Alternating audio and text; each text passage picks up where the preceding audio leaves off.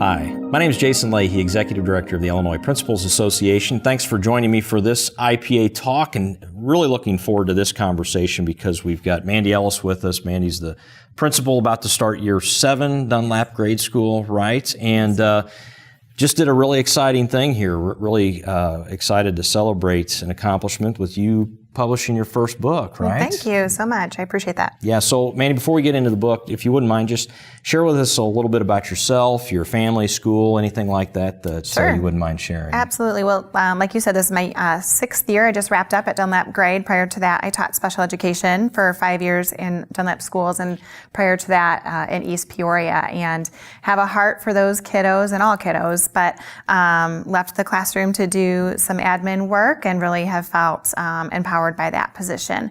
I did all of my degrees at Bradley in Peoria, undergrad in elementary and special education, and then a master's in curriculum and a master's in ed leadership. Awesome. Yeah. Well, good. Well, appreciate you being here.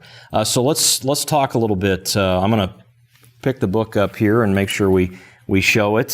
So Lead with Literacy, and the byline, A Pirate Leader's Guide to Developing a Culture of Readers. So before we talk about the contents of the book, let's talk about that pirate term. So what's up with that? So this is a leadership guide from Lead Like a Pirate, also within the series of Teach Like a Pirate. So I'll do it. Right? I was waiting for that. Talk Like a Pirate Days in September, so save it for then too. I'll send you a note about that. Very good. But Pirate is an acronym for bringing passion, immersing yourself in your work, building relationships and rapport, a whole acronym that really encompasses that pirate mindset, doing things different, being a little bit rogue, looking outside of the box to impact our students and our staffs and our schools. Awesome. So I know, following Dave Burgess and his wife and the whole crew there on Twitter, I know that there's a variety of books that they've put out that they feel are really encompassing of what this whole pirate mentality is, and of course yours is the most recent release. This is book number 51 in their collection,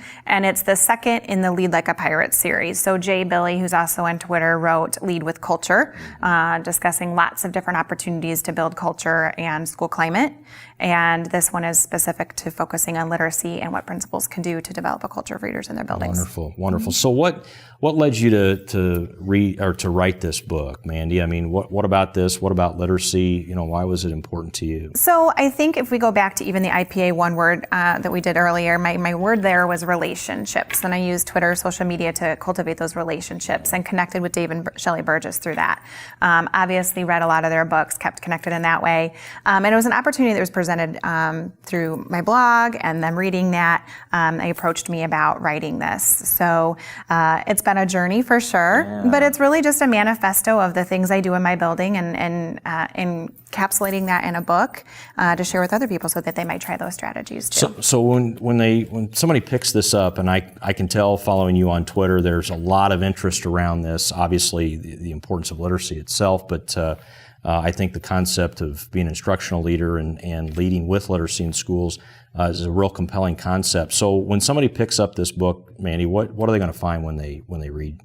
They're going to find a lot of my heart in there for sure. Yeah. I felt like, each chapter starts with a story, either of an opportunity that presented itself as a principal, a story from my childhood or surrounding reading, and then there's actionable steps in there, actionable strategies that principals can turn around and do that same day or the next day to engage their kids and their staff in meaningful conversations about reading and literacy. So can you give us one? What would be, like, for you, what's one of your most favorite actionable steps when it comes to promoting a literacy culture in your school? Sure. So I use the acronym of SAIL here, making sure that we have students that have choice in their reading, access to books, that they're immersed and they have independent reading time, and that they have a literature-rich environment. And so I think about just different things. There's books everywhere in my building. And so you'll find examples of that in here. We have a bathtub full of books. Kids just go to that. We have little libraries outside of our school. Just the message that sends that reading is important, and it's reading important on library day, it's reading important during reading instruction, and it's really important at any point during the day. We do different things, popsicles with the principal, where I bring the kids in during the summer months when we should be still connecting with our kids and building those relationships. And we start with a simple story. Did I see you with a bubble machine at one of those on Twitter? It was a foam machine, and I will tell you, I really focused on reading at that event, but the foam machine did take precedent. That was yeah. So it's just those kinds of things, using that as a platform to communicate with kids, to build relationships with kids, and understanding that we can have students that can achieve and comprehend and read fluently, but unless we are increasing their love of reading, we're not doing our jobs. Yeah. So I'm sure there are others out there, Mandy, that are thinking about something that they're really passionate about, may want to put out in a book. What was your process in doing this? As you think about writing your first one, I just completed a dissertation, a little bit like writing a book in its own right, and I know just the process of that is sometimes a challenge, just to stay motivated. So. What helped you along here, and what process did you take in doing this? Well, I started by blogging, and I felt like chunking things into silos on what you were passionate, but then you also bring in that word passion, making sure that there is a nugget of something that you're passionate about that you can write about and come back to. And so we talked before we started videoing about, do you do it 10 pages at a time? I would get on binges where I could type for an entire day, and then we would scratch half of that and pull it back. So just finding something you're passionate about and starting in small chunks, like with a blog or tweeting, and then kind of organizing it in that way. I felt that the biggest, I got my first edits back from the editor and I cried because she took my writing and made it a better version of what I ever could have expected. And so relying on other people to contribute, there's several other principals in the region that have contributed stories and things to the book. So making it a collaborative effort too really helped me with that. So an important part of writing the book was a mentorship. I had Adam Welcome, the author of Kids Deserve It.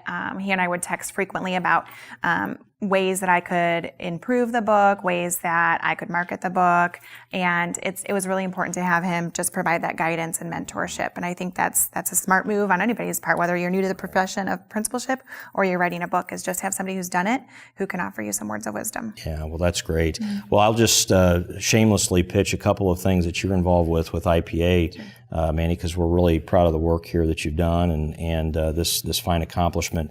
But just want to share my appreciation for your leadership in the Central Illinois Valley region there with IPA. I know you're coming on as a region director there, I believe, so that's wonderful, and have already done some nice things. Also, you're going to be presenting at this fall conference here, IPAFC 18, hashtag for that. You did an Ignite presentation last October, but I believe you're going to be doing a session here on your book. Yep. And we plan on having you there with copies to be able to hopefully have people pick up one and you'll sign it for them, hopefully. The fall conference is always a highlight of the year. Love building those connections and those relationships with the other principals there. It keeps you excited and jazzed up to go back to your buildings and try new strategies and just be a good instructional leader. So it's really important for me to be involved in the IPA, and I appreciate all your support. Well, it's definitely a pleasure. So be sure to check this out. I'm guessing that people can get this where most books are sold, they right? Sure Amazon, anything like that? Amazon and Barnes & Noble for sure. Or follow me on Twitter, and I'm happy to reach out and support teachers. What's your handle? Mandy E. Ellis. Okay. Yeah, Mandy Ellis was already taken. You can go in there and see those pictures of all those kids foamed up there, right, from the summer. Absolutely. So again, Mandy Ellis, who is the principal at Dunlap Grade School, Lead with Literacy. I'll read it again, A Pirate's Leader's Guide to Developing a Culture of Leaders. Congratulations to you, Mandy. Jason. Again, my name is Jason Leahy, Executive Director for the Illinois Principals Association. As always, if there's anything IPA can do for you, check us out on the web at ilprincipals.org, and be sure to hit the buttons here on the screen to access other videos, subscribe to our YouTube channel, and all that. Take care.